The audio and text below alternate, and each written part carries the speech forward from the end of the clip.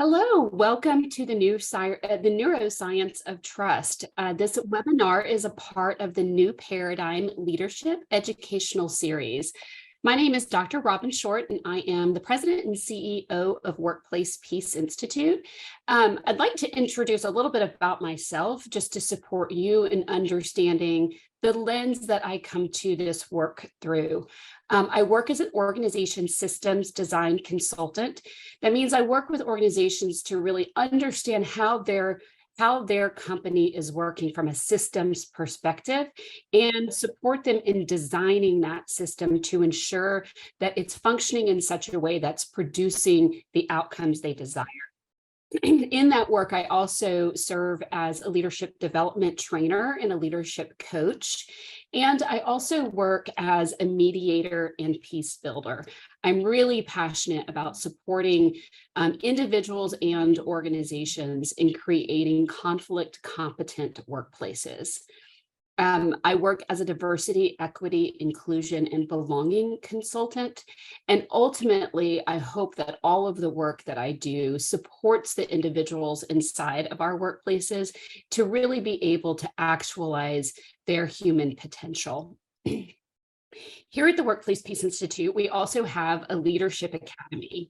Our Leadership Academy courses are designed to optimize competencies in human behavior, communication skills, conflict resolution, and diversity, equity, and inclusion, so that together we're able to create really engaged workplaces where all of us are able to experience our basic human needs and where our inherent worth and value as individual contributors is always honored. So here at Workplace Peace Institute, we're very singularly focused on supporting leaders in creating workplace cultures where all people thrive. We also believe that we are all leaders. Some of us hold institutional authority as leaderships and institutional power, and some of us have subject matter expertise, which allows us to lead in that way. And many of us hold social capital inside of our organizations that supports us in being leaders in the organization. So we're all leading and we're all following, depending on the role and the situation. So today we're going to talk about the neuroscience of trust to really understand what's happening from a brain perspective, from a physiological perspective when trust is present, and what behaviors are necessary for us to experience trust. So today we're going to do a deep dive in the how and the how and the what of it. And then next month, I hope you'll come back for our Leading with Trust and Integrity webinar, where Dr. Betty Iglesias Snyder will provide us with practical tools and behaviors that will really support us as leaders in building, cultivating, and sustaining trust, and even how we repair trust when trust has been violated. So let's get started today talking about why trust matters. I think all of us who are here today, we intuitively know that trust is really important. And we know that it's difficult to be in a healthy relationship with people when we don't have trust. But what research shows is that employees that are working inside of high trust companies are actually more productive and they're more satisfied, meaning they're more engaged with their work. They are less likely to be spending time looking for new jobs. And interestingly, high trust companies actually have healthier employees. So trust affects actually our physical well-being. And when we are working in a high trust environment, we have more joy in our work. So trust really is important. Businesses that build trust among their customers are rewarded with greater loyalty and higher sales, and negotiators who build trust with each other are more likely to find value-creating deals. Now, many of you who are here today may not think of yourself as a negotiator, but we are all negotiating all the time in the workplace. And so when there is high trust, those of us who are negotiating in our work environment are able to get better, are able to reach conclusions that are meeting the underlying interest and the needs of everyone involved in that negotiation. So we find ourselves in win-win agreements rather in agreements where someone walks away feeling like they lost. At Workplace Peace Institute, the definition of trust that really guides our work is that trust is the belief that the words and actions of one's leadership and one's coworkers will reliably align. I can expect that what you say and what you do will be consistent, and that the processes that we've put in place are going to produce results that are in everyone's best interest. So processes that are in the best interest of all employees and in the best interest of the organization's mission and purpose. So we need to see, as employees, in order for there to be high trust in the organization, we need to know that the decisions and the processes that are being made are serving everyone in the organization. What I often find with companies that I work with is that there may be high trust between team members and their supervisor, and and there may be numerous teams inside the organization that have high trust in those relationships, but there isn't high trust with the organization itself. And I think that has to do with this key piece, that processes produce results that are in the best interest of everyone in the organization, along with the mission and purpose. So what is trust? Interestingly, trust is an emotional brain state. It's not just an expectation of behavior. So when we experience the behavior of other people, it causes us to have an emotional reaction. That emotional reaction causes us to kick off a myriad of chemicals inside of our brain. And it's those myriad of chemicals that we're really going to spend some time with today that matter, because those chemicals are going to shape the way we're feeling, and they're going to shape the way we behave. So we tend to think about trust as it relates to behaviors, but those behaviors are really getting at the deeper piece, which is the emotional state that comes with whether or not we're experiencing trust. So I want to talk a little bit about differentiating between emotions and feelings. We often use those words interchangeably, but they're really quite different. So emotions are physiological. They can be objectively measured by blood flow, brain activity, facial micro expressions, and body language. So if you think about when you have an emotional response to something, and that emotional response is negative, you might feel your heart starting to pound. You might feel your skin is beginning to change colors. You might feel your hands starting to get clammy. That's an emotional response. If you're experiencing a really positive emotional response, like joy or love, you might feel a sense of calm rush over your body. You might feel a sense of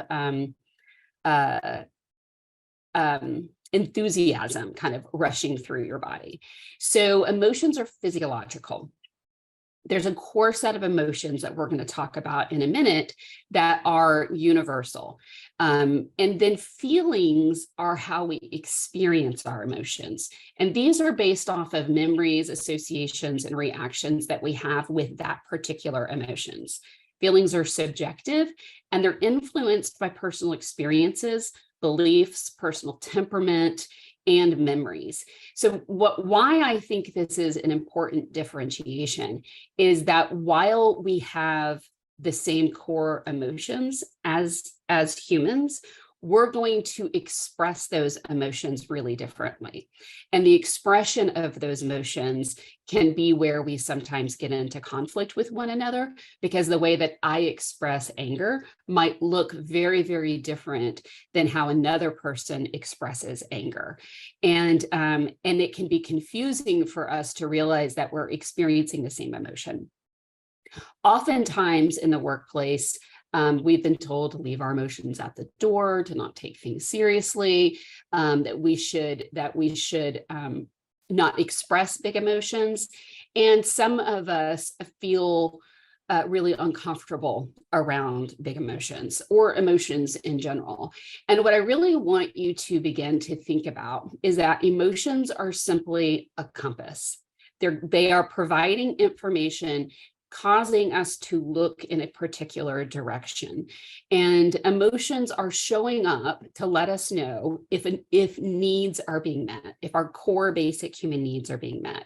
So we can look at the emotions that are surfacing and go, this is some data that I can use like a compass to point me in a particular direction. I like this. I wanted to share this definition of, or this quote really, from Paul Ekman. Paul Ekman has done a significant, Paul Ekman. He's done significant research around emotions and feelings and the way that they are expressed.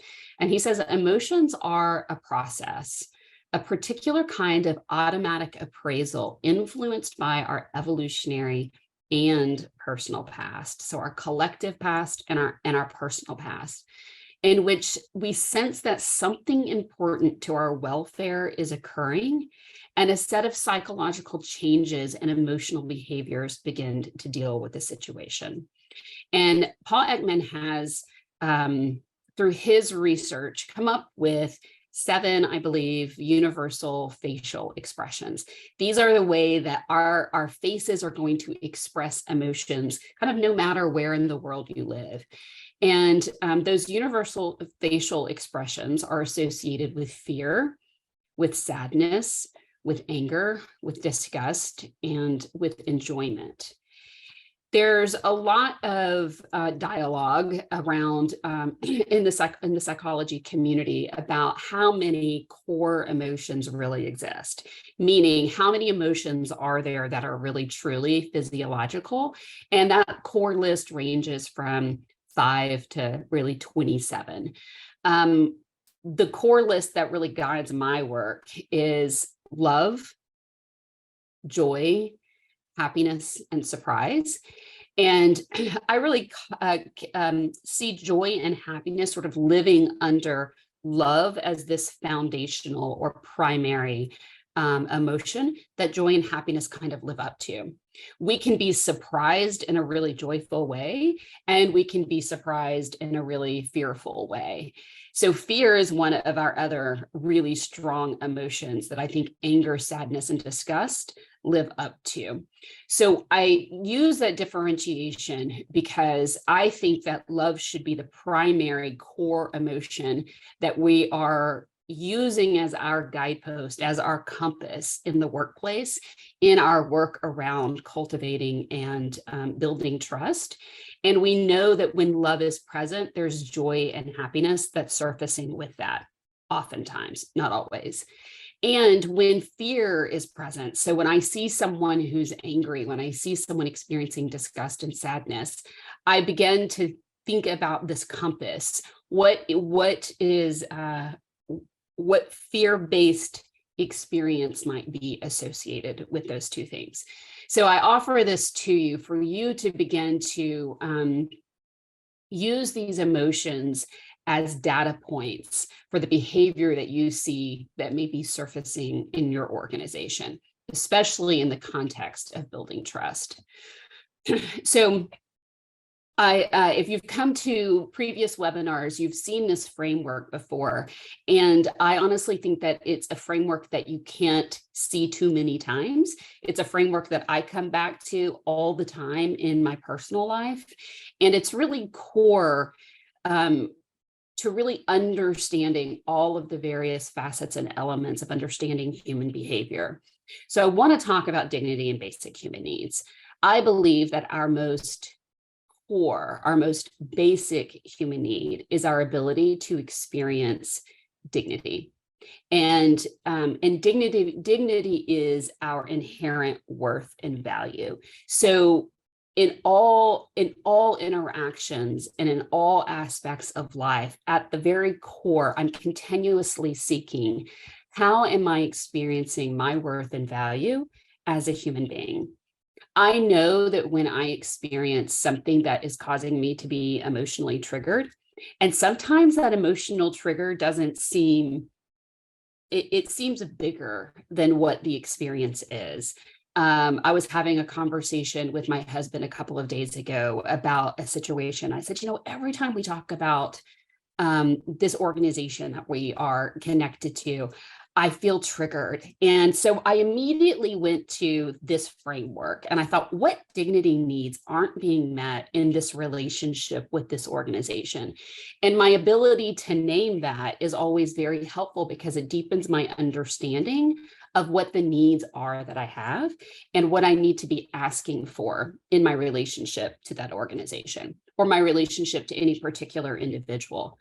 So at its core, we really are in a continuous state of seeking the ability to experience our worth and value. And we experience that by having our identity fully embraced, that all aspects of who I am as a person is embraced in this relationship, that I feel included, and that when I contribute to the situation, to the relationship, to the organization, those contributions are acknowledged, and they're acknowledged in a meaningful way. And that I experience recognition, meaning when I contribute something in a positive way, there's some form of gratitude or praise that surfaces in that relationship to help me know that I'm actually doing the right thing, that I'm on the right path in this relationship. We all need to experience fairness, impartiality, that we're all operating with the same set of rules and that one group of person doesn't get better or different treatment than another. This can be very difficult to navigate in our hierarchical organizations where more privilege or less privilege comes with where you sit in an organization. So in real hierarchical organizations, this need for fairness is very easily violated, and it's something that will violate our ability to experience trust. We all need to have the benefit of the doubt extended to us, that I can trust that you are going to believe that my intentions were good, and that there's some level of grace that's extended in that relationship. Doesn't mean that I'm not responsible for my impact, but that I'm not being immediately assumed that I'm a bad person or that I had ill intent. Therefore, we need to experience understanding. And when we have, what I have found in my research is that when identity is embraced, when we experienced inclusion and acknowledgement and recognition and fairness and the benefit of the doubt, it leads to our ability to begin to act with independence, which is really what we desire. Our ability to be fully independent in our work life is a manifestation of most of our dignity needs being met. It's where we're really, it's the pathway that we're seeking to achieve, but we need these other things in place in order to get there. And we need to be accountable. So the ability to be accountable for our actions is really critical to our ability to experience dignity. But the caveat there is that we need the psychological safety. We need all these other basic human needs in place so that accountability is a manifestation of my dignity and not something that's actually causing me to experience a lack of security. So other basic human needs that are also really critically important is that we need to experience love. And I'm going to talk in more detail about what that really means from a neuroscience perspective. We need to have self-esteem. I need to be able to feel good about myself in my work environment and in my relationships with my coworkers. And I need personal fulfillment. I need to be able to come to work and feel fulfilled in my contributions.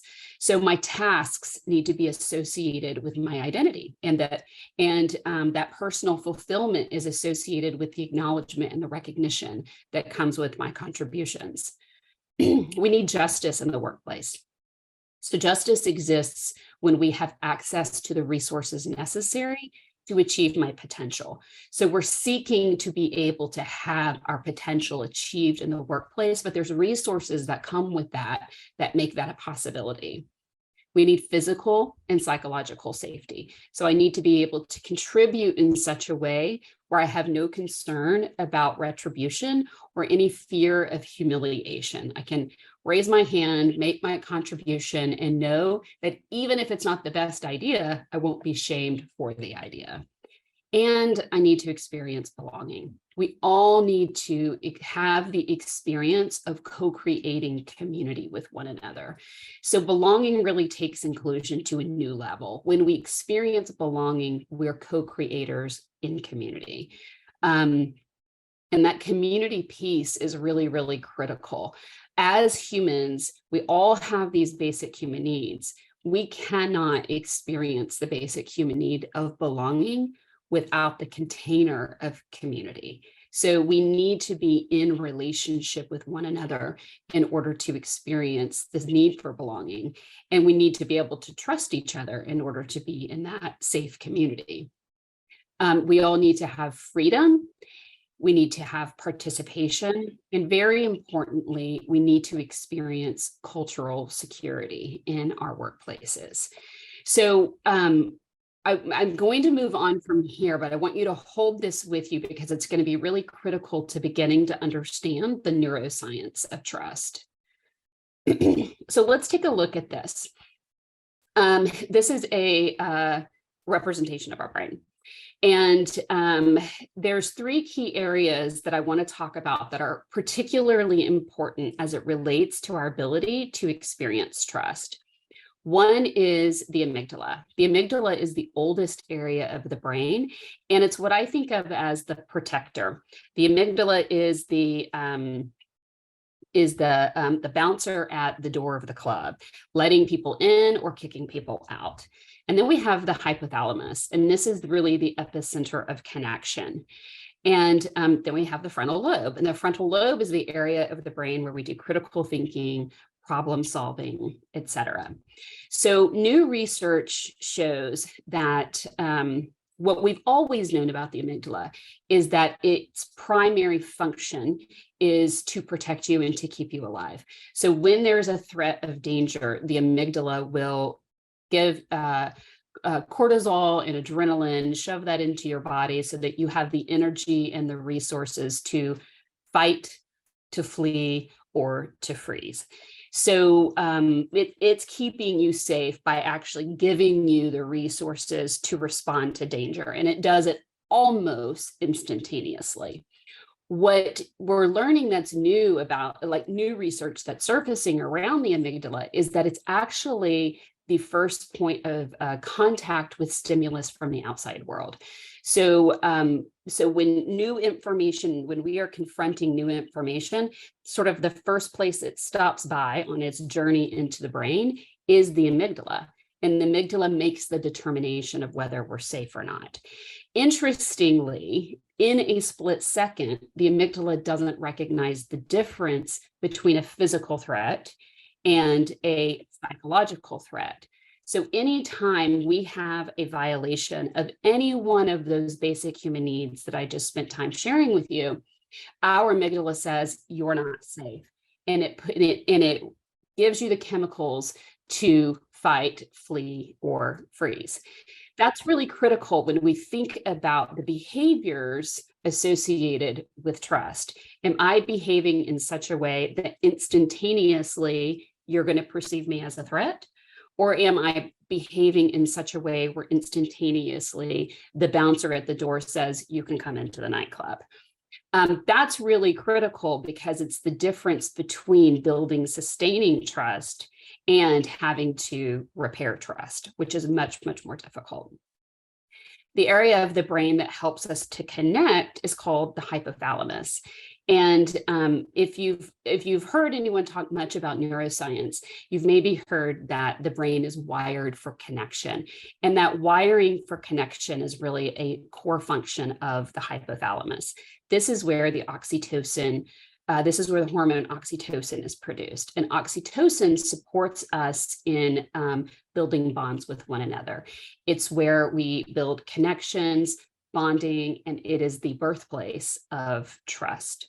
So we need to be able to be in relationship with one another where our behaviors are optimized for the creating of oxytocin, because that's how we begin to actually chemically connect with one another. The frontal lobe is that area of the brain that I think of as the CEO. It's where the executive action is happening. And the amygdala will mitigate the ability for the frontal lobe to be fully online.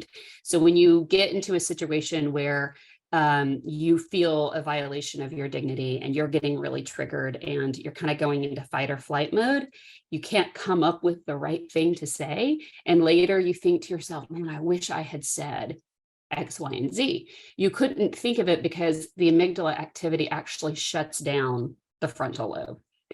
But the hypothalamus doesn't do that. So we can have high critical thinking and oxytocin, and those two things begin to get connected with one another. So I want to share this neuroscience of how the brain operates to support us in some of this other content that I'm going to share with you. So what we know is that when we're intentional about honoring dignity and basic human needs in the workplace, this elicits positive emotions such as love and joy.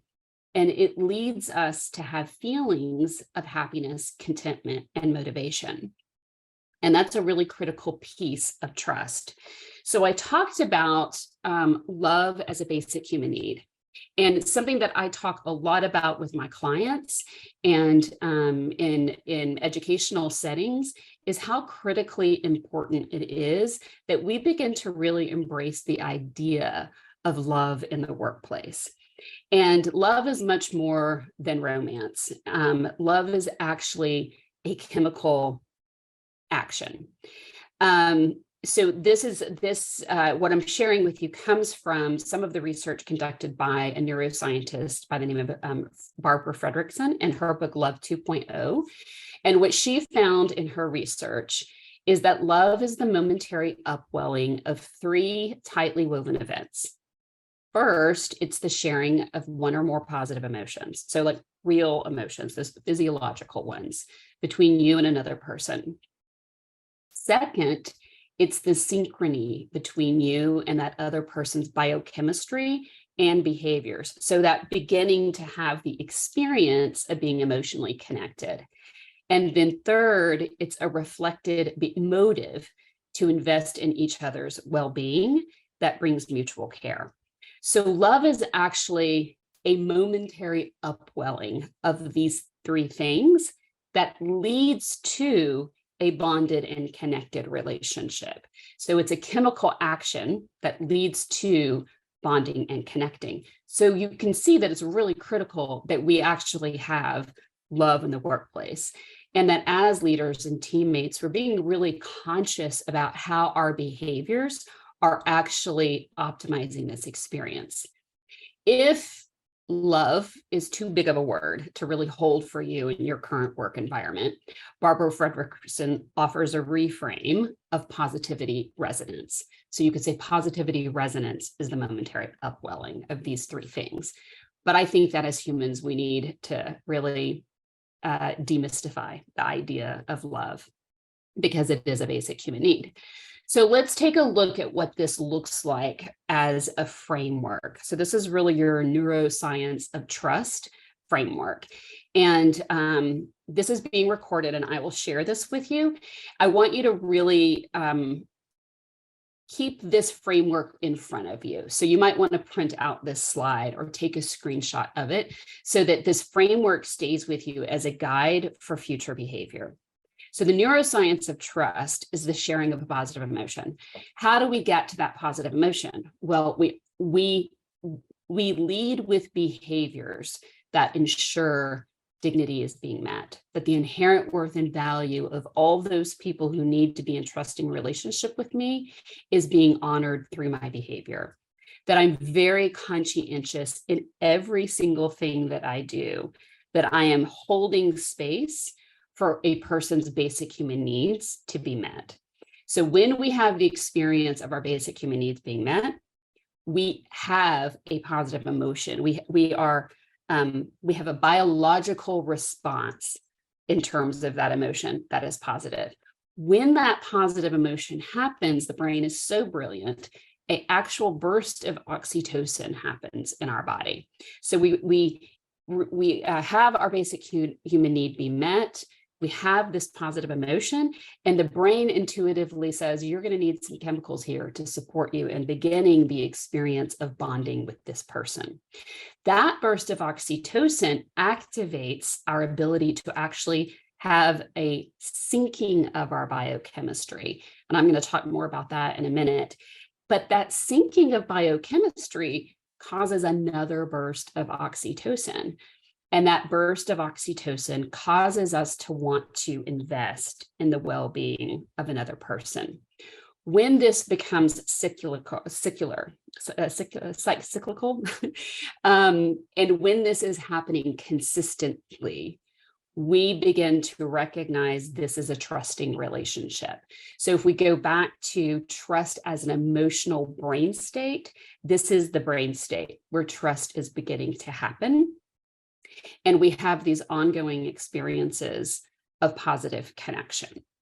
So let's dig in a little bit to what each of those look like.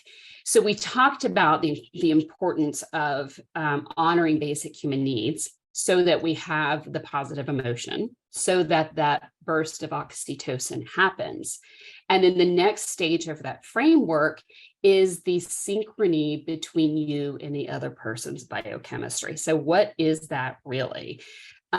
It's happening through what's called mirror neurons.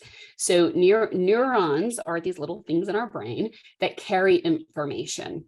And when the neurons connect, that information sort of comes together. So you're learning how to tie your shoe, and you have neurons that come together and they fire together, information gets transferred.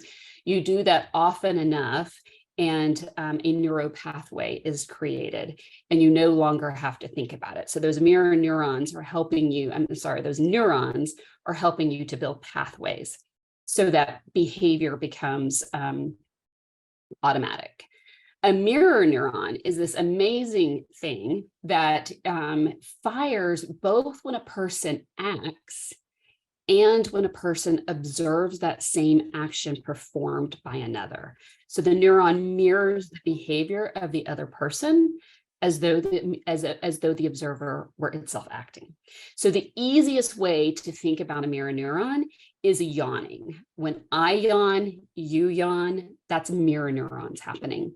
When you see someone experience something that brings them tremendous joy and you feel joy, that's a mirror neuron. When you see something terribly sad happen to another person and you feel that grief in your own body, that's a mirror neuron. So when we honor basic human needs, and that creates this positive emotion, that oxytocin causes us to have this mirror neuron activity that leads to us having the experience, that positive emotion, as though it was happening to us. And that creates this other burst of oxytocin that causes us to want to invest in the well-being of the other person. The interesting thing about mirror neurons, and as I've been reflecting on this recently, this is becoming more critically important for me to share with individuals who are building relationships in the workplace, is how important proximity is. So in order for the mirror neuron activity to happen, there needs to be some degree of proximity. In person is best. Virtual is also, the virtual environment is also effective if I have my camera on and you have your camera on. So we need to be able to actually see one another for this mirror neuron activity to take place.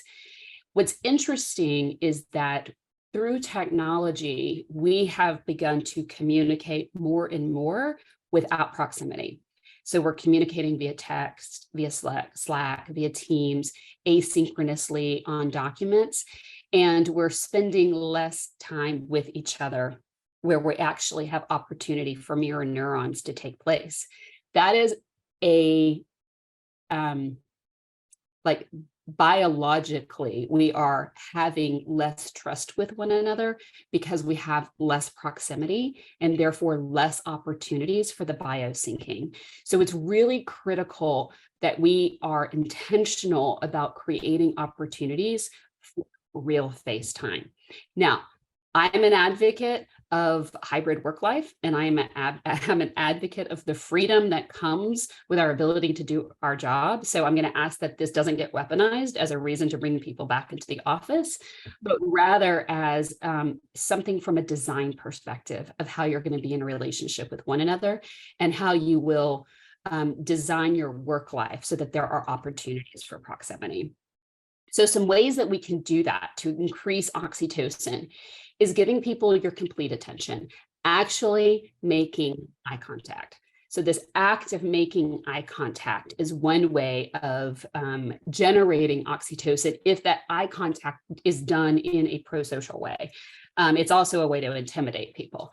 Giving a thank you note, so showing recognition, thank you notes and other tangible forms of acknowledgement. Written is best. When we handwrite, we actually activate our limbic system, which is where emotions are primarily activated. And we will naturally offer more meaningful recognition when we handwrite than if we actually type it out. Sharing a meal. So sharing a meal, encouraging people to stop eating in isolation and come together in community to break bread. Sharing a meal is a beautiful way to build relationship, to build community, and to really truly get to know one another. Meditating while focusing on the well-being of others. You might even want to encourage meditation in the workplace. There is a particular type of meditation called meta meditation, M-E-T-A, meta meditation, which is designed to create compassion. And meta meditation in particular will support you in increasing oxytocin. Using affirming words. And then a little oxytocin life hack is having photos of babies and puppies and creating opportunities for people to talk about those. So because our brains are wired for survival, because our brains are wired for connection, we are actually hardwired to produce oxytocin in the presence of babies and puppies. So actually having photos of your family and your loved ones available will create more oxytocin in the workplace and creates opportunities for more trust to begin to grow. So we want to be able to reflect on reflective motives to invest in each other's well-being that brings mutual care. So essentially putting words into action, doing things that keep the heart and the mind connected. So I talk a lot with clients about the importance of one-on-one meetings.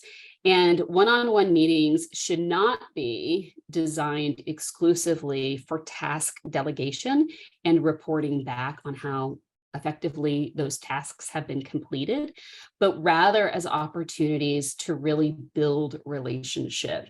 And inside of that meaningful one-on-one time with the person that you are reporting in a reporting structure with, sure, there's some task delegation, but it's not the primary motive of the one-on-one. So start with an emotional check-in. How are you feeling really? When we give people an opportunity to really share what's on their heart, we build real relationship, and that emotional check-in will actually activate that biosyncing oxytocin experience that we talked about. In person is best. So again, proximity matters. So having those one-on-ones, either in person or virtually with cameras on. Use this as an opportunity to get feedback on how you can improve as a leader or a team member. But you have to create psychological safety so that that feedback is really honest, and you have to act on the feedback so that people can trust you with it. Use it as an opportunity to get feedback on how you can help your employees or your colleagues grow as professionals. So really understanding what matters to them and then putting into action things to support that development. And of course, always acting on the feedback. So spending time together in meaningful ways that are designed to support each other's personal and professional development and build real relationship. I also think it's really helpful to bring the whole team together at least twice a month. And this can be used as an opportunity to celebrate each other with big wins and little wins. Develop a shout out system so that people have that basic human need of acknowledgement and recognition baked into how you spend time together. And let the shout out system, ensure that it's meaningful and that it's coming from a person who's meaningful to the person who's receiving the shout out. And so I say that because sometimes the shout out system that people design is always led by the C-suite, or the most senior leader is the person doing the shout out, and they may not have any real relationship with the person who's being honored. And it would mean a lot more to that person who is being honored if they're being recognized by the person who was in direct relationship with that. Hopefully that makes sense. But ensure that the shout out system is meaningful and is really connecting back to those basic human needs that we've talked about. Show gratitude and recognition and showcase the big and the little wins. Encourage participation. One client that I did some work with had it baked into each of their team meetings was the opportunity for each person to go around the room and say, here's what I contributed to our work this week or this month, whatever the frequency is. Here's what I hope to accomplish. So I'm kind of setting some goals for what you're going to hear me talk about next time we come together. And here's where I need some support. That offering of support is another way that we build community. And remember, community is the structure of how we experience that basic human need of belonging. And then be really transparent. As humans, we need information. We need to know what's happening in the little ecosystem that we're operating in. And we need to be sure that no one's being left out. Sometimes the sharing of information is, I don't have information to share with you yet. But when I communicate that I don't have information to share with you yet, I'm also communicating I'm not holding anything back. So transparency has always been important. It's becoming increasingly important. So these are just some ways. This is in no way an exhaustive list on how you can put together reflective motives that will invest in each other's well-being. So you want to be sure that you are recognizing and praising accomplishments. This takes time, it takes thoughtfulness, and it needs to be really intentional and very well targeted. As human beings, we're very sensitive and vulnerable to recognition that feels rote or doesn't feel like it was actually specially designed for me. So being intentional and targeted in how we recognize and praise people, coming together for team lunches, posting little gratitude notes, sending quick emails, sending a quick text message, emails that highlight team wins, and group emails that highlight individuals who have gone above and beyond. I also want to caution on the going above and beyond, that's done within the confines of respectful work-life balance, and that the celebrating of going above and beyond isn't actually unintentionally exploiting healthy work-life boundaries. So I want to leave you with just a remembrance of this framework that we experience positive emotion when we have our dignity and our basic human needs met. That causes this burst of oxytocin that causes us to sync up our biochemistry. So we want to be very intentional about designing opportunities that are going to activate mirror neurons, and then invest in the well-being of one another. So putting our words into action. And what I find so remarkable about the brain is that when we do these things, we have this inherent design inside of our system that our brain gives us the chemical that we need to put this into a self-perpetuating motion. So the more we do each of these, the more we desire to do each of these, because the oxytocin is causing us to just inherently connect and bond. And that perpetuating system is the birthplace of trust and the positive connections that come from that. So as you walk away from today, I would want to encourage you to reflect on this question. What behaviors will you adopt or actions will you take today to be intentional about cultivating trust in your workplace? And how will you use this framework to really lead to behavioral change? We have an online course called Leading with Trust and Integrity. If you take this foundational piece of the neuroscience behind trust and then take this course, that this is a 6-hour course on leading with trust and integrity, you'll be able to get very detailed behaviors that you can begin to adopt and put into practice that will ensure that you have the skills to always cultivate trust in your work environment and that you're making decisions from a place of integrity. So if that is interesting to you, you can check out our website, workplacepeaceinstitute.com/leadership-academy, or use the QR code here to go to our website. I'm going to stop the recording here because we have some time for questions, and I would love to hear from you all as well.